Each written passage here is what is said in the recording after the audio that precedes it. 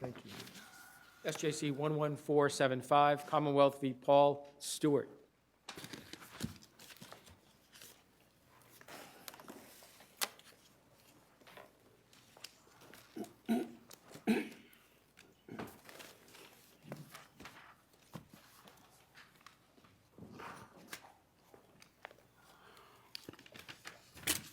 Yes, counsel, good morning. Good morning, Your Honor.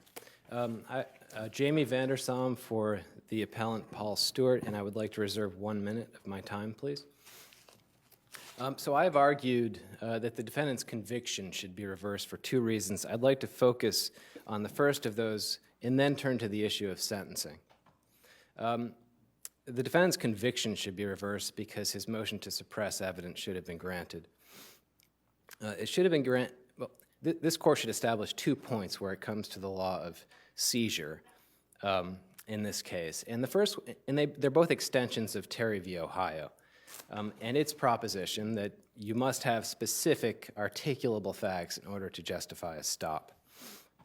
Here we have a street-level drug transaction case, a silent movie type of case.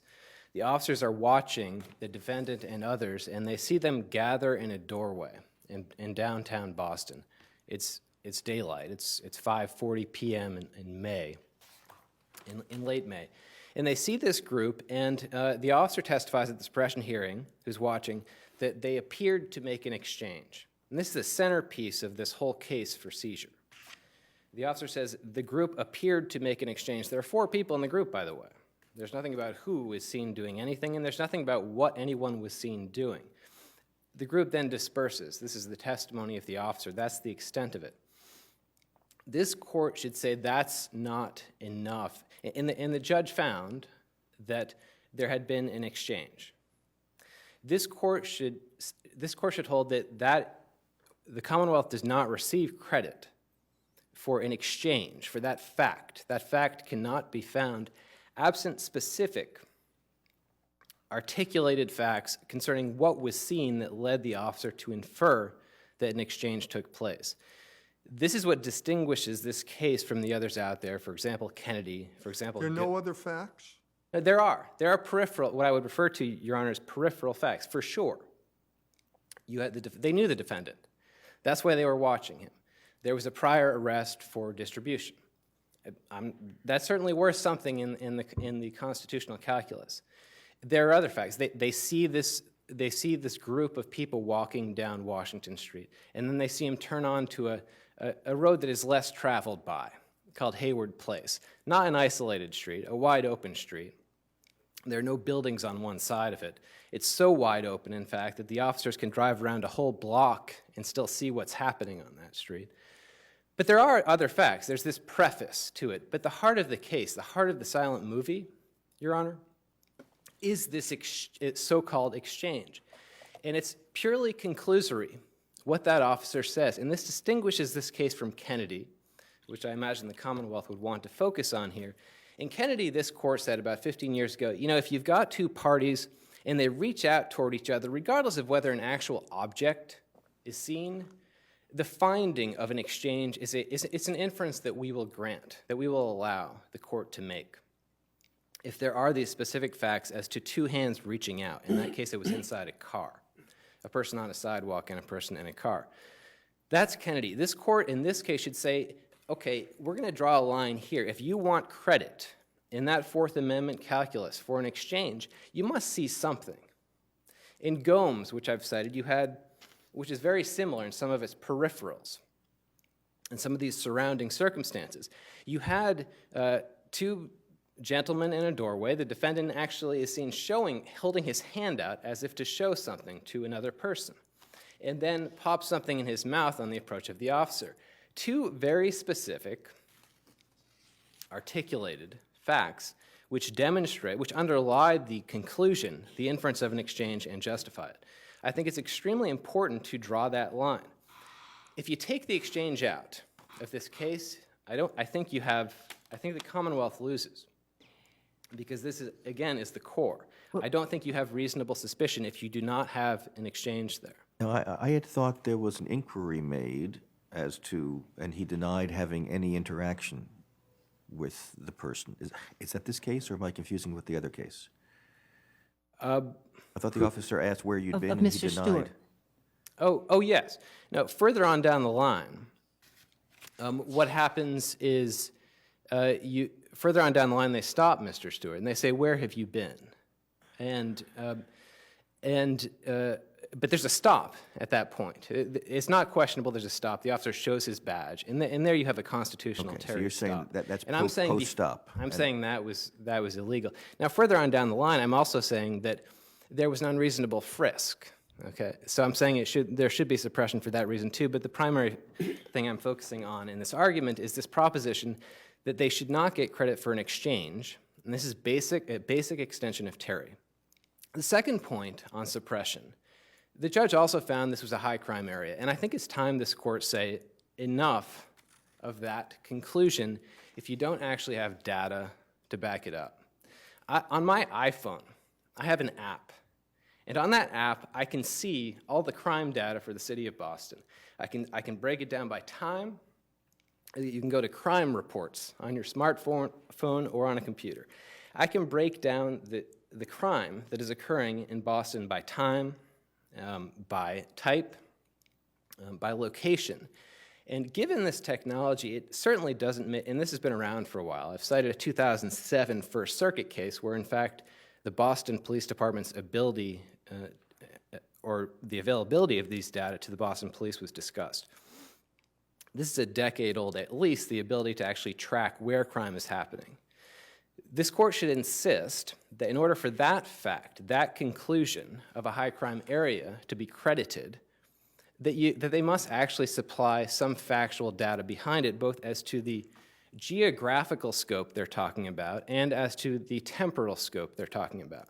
It doesn't mean much to say, I've made hundreds of arrests, which isn't what happened here, but it doesn't mean much to say I've made a lot of arrests in an area unless there is some perspective as to the temporal scope and as to the geographical scope. It also doesn't mean too much because you don't know whether hundreds of arrests are unusual or more, or high. High is a relative term. It doesn't make it a high crime area that one particular officer says he has made many arrests in an area. But more importantly, we have the data now. There is no more reason to settle for the simple conclusion, and this court has recognized, it has said, that this is a conclusory term, high crime area. There's no more reason for the court to indulge officers getting up there and making the claim that this is a high crime area without the actual data to back it up. Turning to the sentencing issue. Is it your position that the sentence on the habitual offender should have been 10 years? Is that right? No, I'm saying it should have been 5 to 15. I'm saying 5 to 15. And this is why. Well, it was this? I may be confusing the cases. This had the second offense drug, That's right? correct. Plus habitual offender. Yes. And I thought the habitual offender sentence given was 15 years. That's correct. The judge made very clear that she felt herself bound by the habitual. Right. It was a mandatory 15.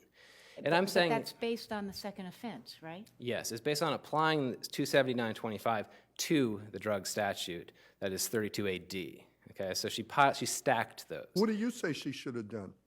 She should have, 5 to 15, Your Honor. First of all, I think you have to establish that the rule, what really settles, what she did was she said, okay, 279.25, the habitual statute, says you get the maximum for the felony of which you are convicted. The question then is, what is felony here? That's the first question. And this court has said that 32AD, that's the second subsequent part of that statute, is not a freestanding crime.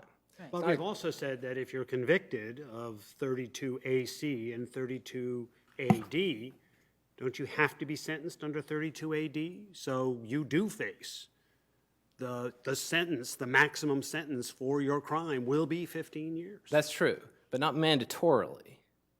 I mean, what I'm arguing, Your Honor, is that... I know, but the habitual offender statute is the one Right, that and makes I'm it saying, mandatory.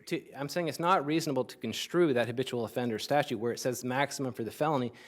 We don't know what felony means for, well, if you take this Bynum case as, So we shouldn't read it maximum for the crime of which he's been well, the question is, what is the crime? What are they referring to as the The felony? crime is possession with intent to distribute, having been previously convicted of possession with intent to distribute. No, I'm not that's sure the that's the enhancement. truth. That's the enhancement. That's what you would say. If you read Bynum, it says flat out, that's not a freestanding crime, 32AD. But that is the sentence you must face. I'm not sure I understand your question, Your Honor. All right, well, I'm asking the simple question. What's the maximum sentence he could have faced for the crime 15 for which he was convicted? 15 years. No, well, it depends on what you mean by, again, within 279.25, it says you get the max for the felony of which you are convicted. The dispositive question, therefore, is what does felony mean within 279.25? What does felony mean? We don't, first of all, I think, as I said, I think Bynum settles it. The felony is not 32AD, it is 32AC. But in any case, even if you think there's doubt, if there is doubt, the rule of lenity comes in, and the benefit of that doubt has to go to the defendant. Well, let's take, for example, this. Why isn't then, under your interpretation, why isn't the sentence a minimum of 10 and a maximum of 15?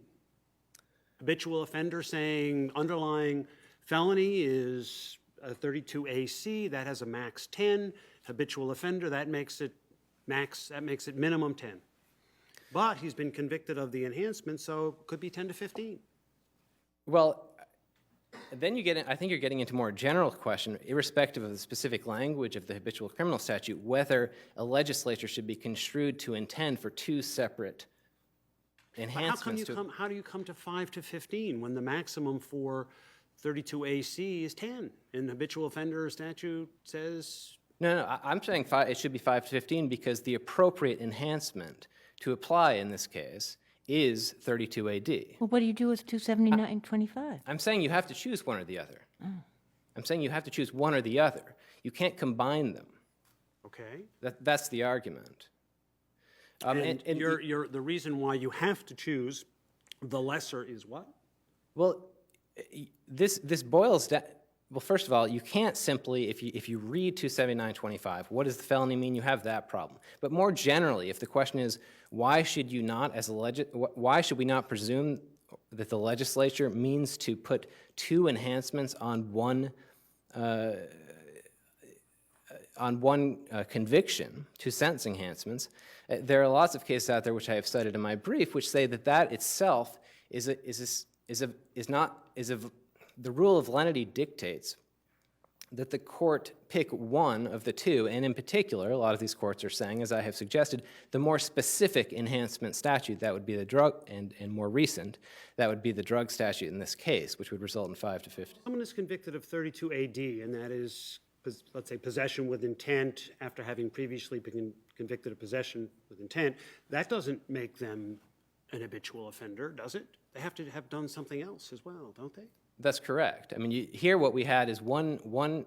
If you have 2 3+ year convictions, 3+ year felonies in the past, sure, you can there, and you've got one now, then you're a habitual criminal. So it's not really a double enhancement for the same thing. Well, here it was, because they actually used the same.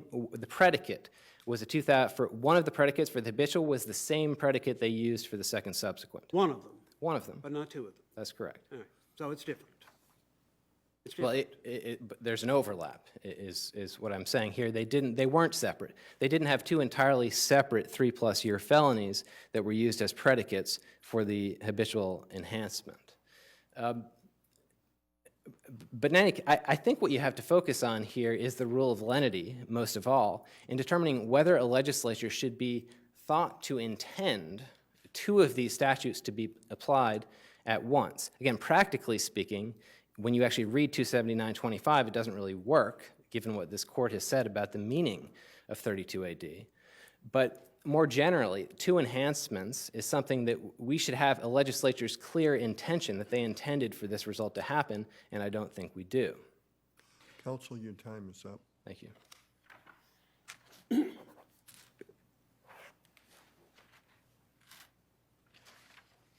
Morning, Your Honors. May it please the Court, Zachary Hillman on behalf of the Commonwealth. With me today is ADA Melissa Brooks, who is the trial prosecutor down below. My understanding was that the FAR was limited to the sentencing question. I'm happy to answer any questions raised by the suppression issue. I looked for that. I couldn't, I was hoping it was, but I didn't see that. I moved for FAR, I believe, I'm trying to remember the procedural history here, but I moved solely on the sentencing issue. Again, I'm happy to answer any I questions. just looked at the order, and I didn't see it limited in the order, but I'm happy to answer any questions. But the only FAR was yours. Yes, I believe so. Or it might have been a joint FAR. I'm trying to recollect at this point. Again, I'm happy to answer any questions. well, let's turn to the sentencing. Yes, anyway. yes, thank you, Your Honor. We have here one enhanced sentence that is based on two statutes that are read in harmony together. One is an actual enhancement statute, and that is the subsequent offense statute that enhances the defendant's penalty. We then have the habitual offender statute, on the other hand, which doesn't enhance the penalty, but merely takes away the judge's discretion in applying the enhancement statute. And those two statutes read together, as Judge Fabricant properly determined, is what the legislature intended based on the defendant's predicate offenses. Is here. there any, I'm sure the answer is no, but is there any legislative history anywhere in here as to what happens when you've got two enhancements? I mean, you've got habitual offender and an enhancement working together. I haven't found any legislative history, but I think that we can look to general rules of statutory construction. And if you look at the 32AD, which is the enhancement provision, this provision was enacted long after the habitual offender statute. Legislature is presumed to know that the habitual offender statute is out there, it exists, and the legislature knows how to limit penalties if they want to.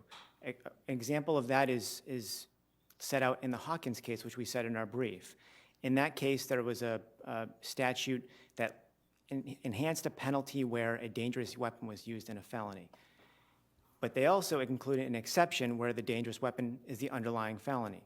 That isn't the case here. There's no language indicating that the subsequent offender portion of the statute is in any way limited to that crime, that enhancement, and that the habitual offender statute shouldn't apply.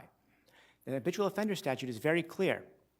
It applies to the felony, in this case the felony being the possession with intent, and the max sentence for that felony is the one that is to be applied. The max felony in this case, because the defendant was a subsequent offender, was 15 years.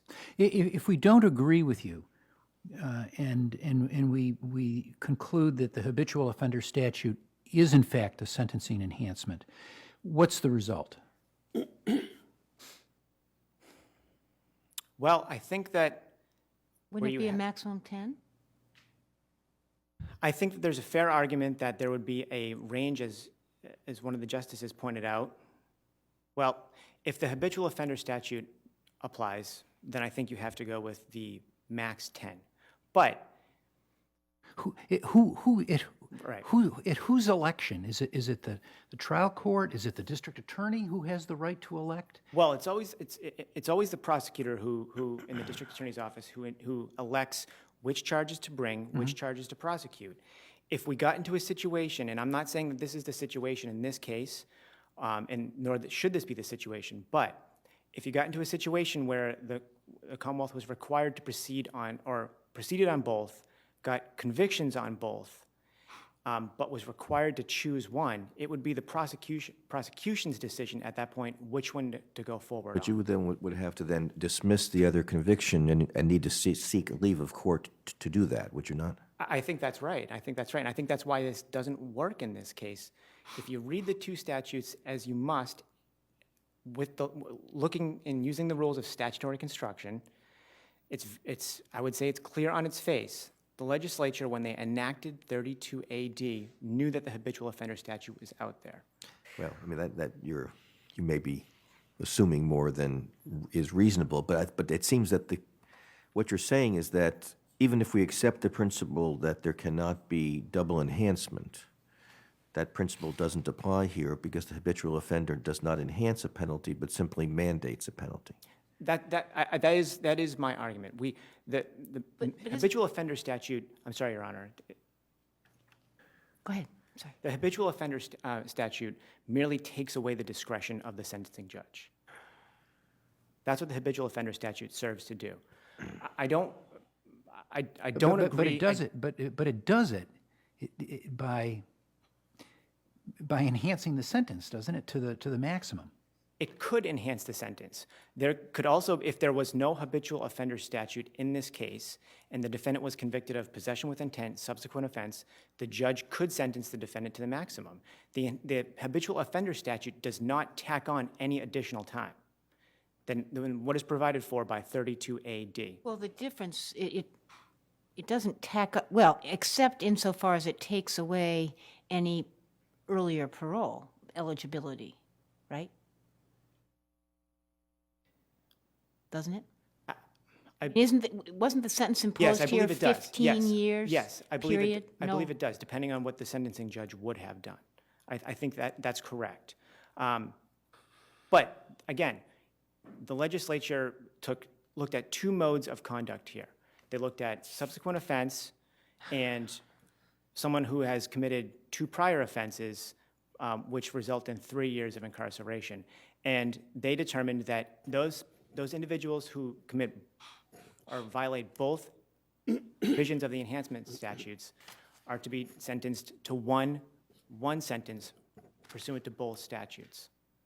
Just one sentence. Is there any consequence that the enhancing element, the prior conviction which enhances one is also a prior conviction for the habitual, that they're using the same prior conviction twice? No.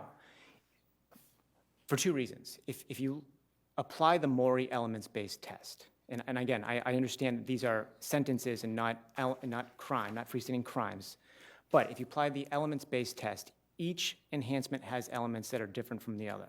So on that basis, it fails, and the legislature is deemed to have authorized that one. But do you apply Maury if it's not the elements of a crime, but simply the elements of an enhancement of sentence? I think if you, I don't know, I don't think that there's no case that I'm aware of that has done that in this Commonwealth. If you do, then it fails. Well, doesn't Bynum and Johnson essentially say you've got a conviction, and then you have these other things which enhance the sentence, and we're going to distinguish between the underlying felony and the sentencing enhancement? Yes, Bynum says that yes, it does. So to the extent that we're looking at the elements, then yes, the legislature has determined that they have different elements, therefore it is permissible to sentence them to both.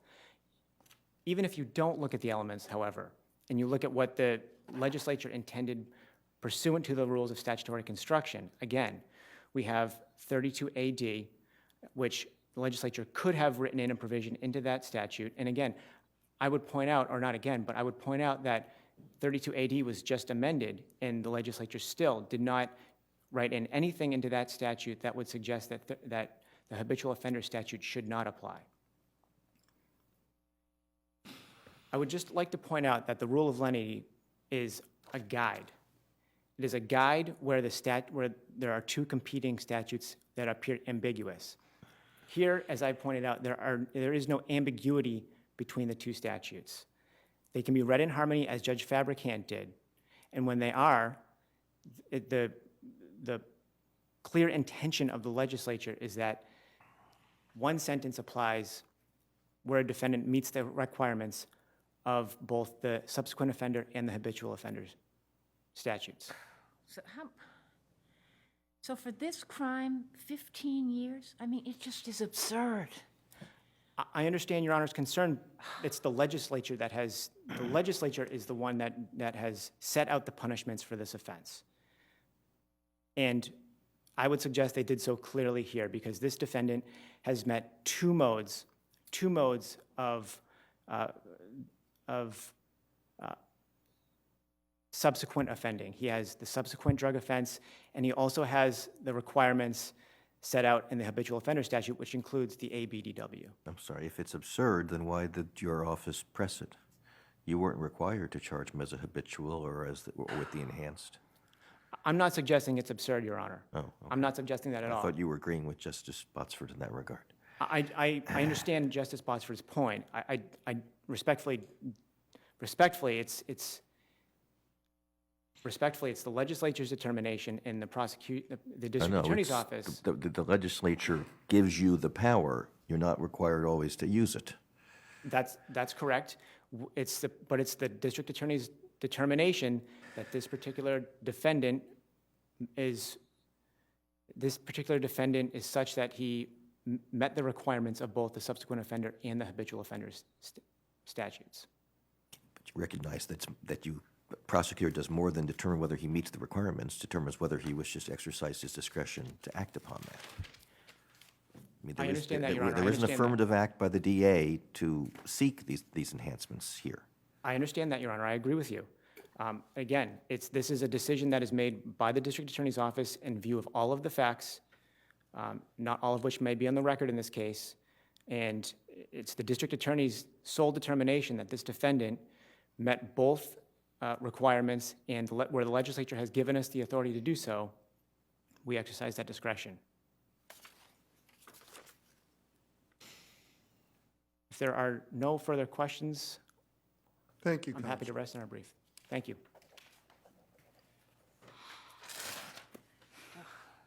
First, on the FAR issue, FAR was not limited. On the, And was it a joint request for FAR? well, I asked for it first, Your Honor, and then that was stayed because there was this other case with the sentencing issue. But I asked for it just generally, and then the Commonwealth did join, specifying that they wished to have it on the sentencing But you issue. did move for FAR. I did, yes. And the Commonwealth did specify they wanted it for FAR, but it was no. For one issue, rather. The Commonwealth, the Commonwealth keeps saying it's clear from what the legislature, using rules of statutory construction. I wholeheartedly disagree.